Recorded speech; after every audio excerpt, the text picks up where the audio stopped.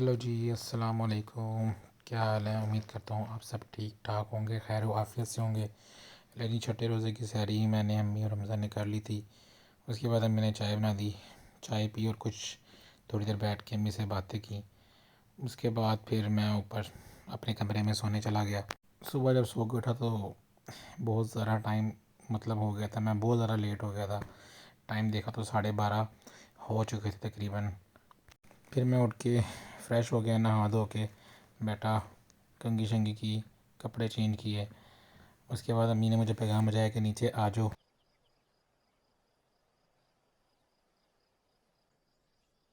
इसी दौरान अम्मी का दोबारा पैगाम आया, बेटा नीचे आ जाओ, अब बस करो। तो मैंने तैयारी करनी है, मुझे सामान ला दो, लेकिन मैं बनने संवरने में लगा हुआ था कि शायद थोड़ा सा साफ़ सुथरा हो के और प्यारा हो जाऊँ। Wow beautiful.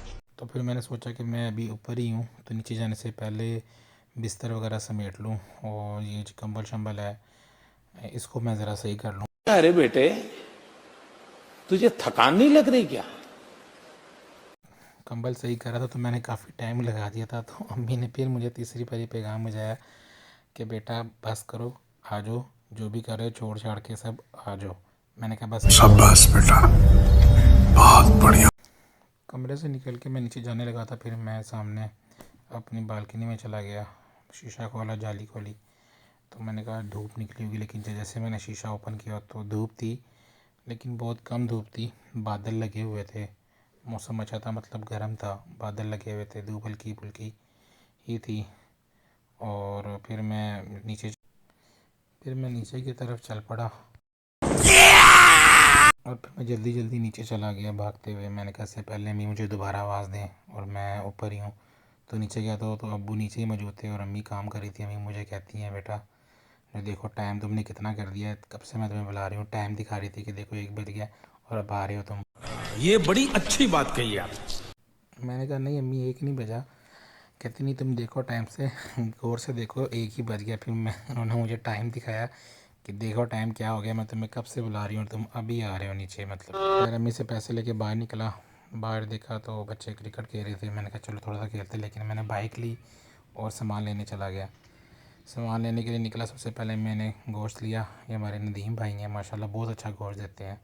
अगर आप कोई भी ग्रीन टाउन में रहते हैं तो गोश्त इनसे लिया करें, बहुत ही माशाल्लाह अच्छा गोश्त देते हैं, आपकी मर्ज़ी का। गोश्त लेने के बाद फिर मैं सब्ज़ी वाली दुकान पे गया। वहाँ से जो जो अम्मी ने मुझे सब्ज़ी कही थी मैंने सारी सब्ज़ी ले ली। उसके बाद मैंने सारी चीज़ें वहीं पे टैली की, सब्ज़ी और गोश्त, कुछ भूल तो नहीं रहा मैं। फिर मैं अपनी बाइक ठीक करवाने आ गया।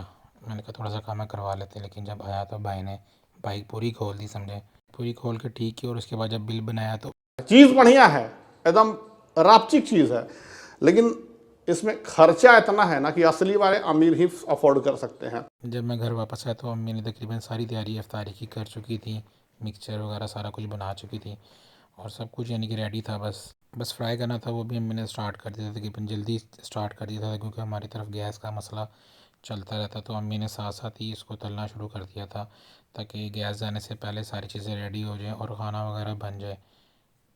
मैं भी साथ मिल के अम्मी की थोड़ी हेल्प करवा रहा था, साथ साथ कि अम्मी अकेले लगी हुई हैं। हमज़ा अभी घर आया नहीं था तो फिर मैं अम्मी के पास ही खड़ा हो गया और जो अम्मी की हेल्प कराना शुरू किया। हेल्प कम करवा रहा था, अम्मी को तंग ज़्यादा कर रहा था, अम्मी को डिस्टर्ब कर रहा था बात करके कि, लेकिन अम्मी अपने काम में मशगूल थी।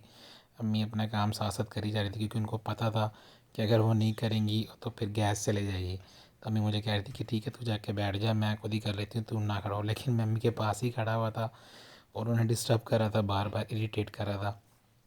लेकिन अम्मी लगी हुई थी तो चीज़ें रेडी हो चुकी थी, जिस तरह बैंगनी, आलू चाप और पकोड़े वगैरह सारा कुछ ही रेडी हो चुका था। सारा कुछ मैंने फिर एक अलग अलग कर दिया।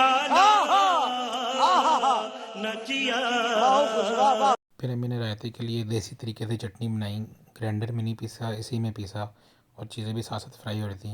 उसके बाद अम्मी ने खाने की, हाँ तकरीबन अम्मी ने खाना भी सारा कुछ रेडी कर लिया था, खाना भी बना लिया था। आज अम्मी ने तय वाली बिरयानी बनाई थी मेरे कहने पे स्पेशल। मैंने मेरे को कहा था आज बिरयानी बनाना, तो मैंने तकरीबन टाइम से सारा कुछ पहले रेडी कर लिया था, खाना भी और अफ्तारी भी, तो सारा कुछ रेडी हो चुका था।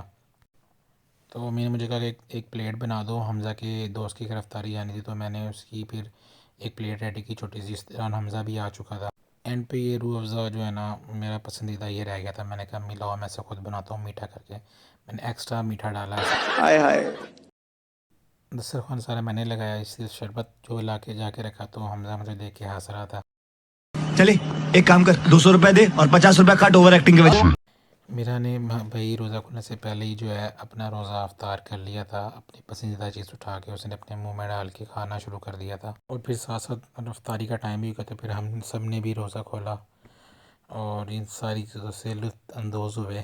बहुत मेहनत लगी इसे बनाने में, मैं भी बहुत थक गया। इसी के साथ आज की मजदूरी यहीं खत्म करते हैं। अगर तुम्हें वीडियो पसंद आई तो लाइक मारो यार। मुझे नहीं पता, मुझे 2 मिलियन लाइक्स चाहिए, कैसे ना कैसे करके मुझे चाहिए ही चाहिए। तो लाइक मारो, और अगर तुम लोग नए हो तो सब्सक्राइब करो। वो जो लाल वाला बटन है उस पर फूट फेंक के मारो या फिर मोमबत्ती, मुझे नहीं पता, बस क्लिक हो जाना चाहिए।